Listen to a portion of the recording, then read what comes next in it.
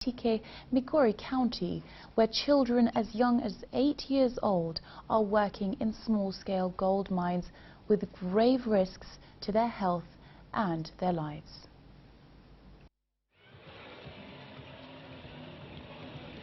The economic upswing in Nyatike is luring children as young as 8 years old to the now bustling mining town about 40 kilometers from Migori County.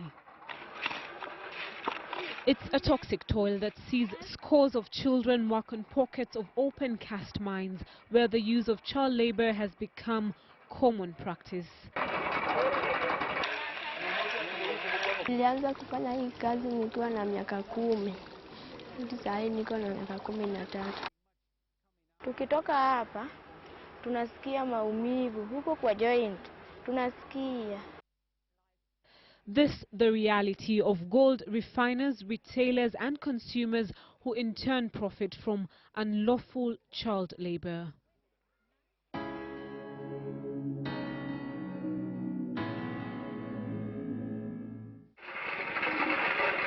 In a fertile gold field, a 14-year-old girl swirls a muddy mix, looking in the silt for tiny flecks of gold. That she is subjected to arguably one of the worst forms of child labor is lost on her.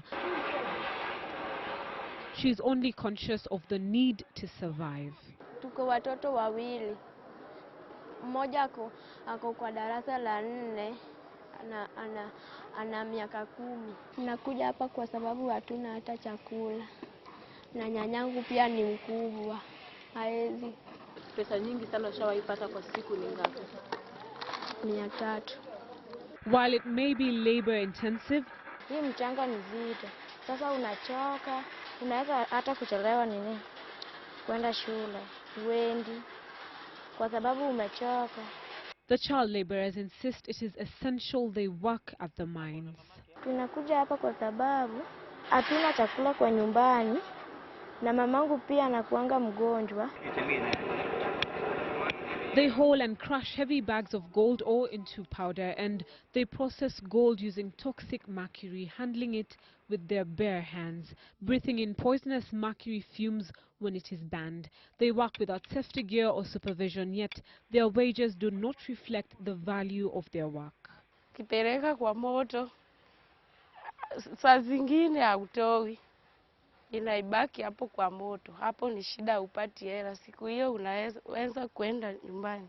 Kama imekuwa point moja tunapata 170. We found no evidence that authorities are doing nearly enough to eliminate child labor in the mines. In fact, locals are accepting of the situation, arguing that the children have no option but to work. Samangenya wan gi nyithindo moko maonge jonyuolgi. Koro ko biro tiyo ka ekadang oyud pesa modhi okonyore godo. Many of the child miners insist that they do not skip school to put food on the table, only working on weekends and on school holidays. However, we find children working at the mines on a Friday, a school day. What prompts us to visit the school nearest to the mining sites? I've gone there several times, and always when I go, I get pupils there. I must get 1 or 2. You can't miss. So by the end of the week, well, you expect people to be covering 35 lessons. These people shall have covered at maximum 30. By the end of the term, if you calculate that mathematics, the child has missed a lot. All this is happening despite the presence of a legal framework aimed at protecting the rights of children. The Children's Act Section 10 provides that every child shall be protected from economic exploitation and any work that is likely to be hazardous or to interfere with a child's education or to be harmful to the child's health, physical, mental, spiritual, moral or social development. The Act defines child labor as any situation where a child provides labor in exchange for payment. I've been against this, and I think the best thing that should be done, the government should come up with programs that can help these poor children to go to school and even buy clothes. Like for instance, food feeding programs in schools. It's not there in the whole of Nyatike. These are the programs that are supposed to be taken up by the Ministry of Education themselves. Unless that is done, we don't expect much. Many children are lured into the gold mines in the hope of a better life, but find themselves stuck in a dead-end cycle of danger and despair. And so a catch-22 situation persists in the gold mines, where it appears vulnerable children will remain as long as they lack basic necessities. This one needs a concerted effort. One, the local administration must make it a priority that our children are out of the school.